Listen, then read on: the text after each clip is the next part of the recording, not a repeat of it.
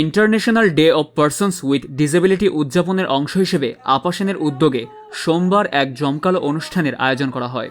Tower Hamlets কাউন্সিলের পৃষ্ঠপোষকতায় এবং আপাসেনের সার্বিক তত্ত্বাবধানে পূর্ব লন্ডনের অ্যাট্রিয়াম ইভেন্টস ভেন্যুতে বিশেষ এই দিনটি উদযাপিত হয়।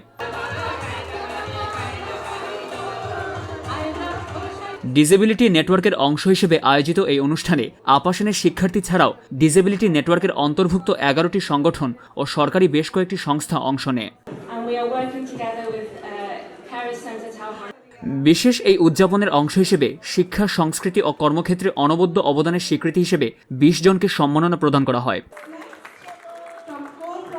এ সময় উপস্থিত ছিলেন বার্ডস হেলথ NHS ট্রাস্টের অ্যাসোসিয়েট ডাইরেক্টর ভ্যাথ ব্রাউন, আপাসেনের chief operating officer Mark Fords, আপাসেনের প্যারেন্টস অ্যাম্বাসেডর আমির হোসেন এবং সংস্থাটির ট্রাস্টি ও কর্মকর্তাবৃন্দ।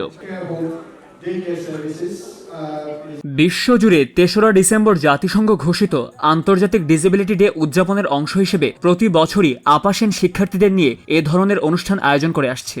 অনুষ্ঠানের শেষ পর্যায়ে ম্যাজিক শো, প্যারা কার্নিভাল ছাড়াও সাংস্কৃতিক পরিবেশনায় অংশ নেন আপাসেন শিক্ষার্থীরা।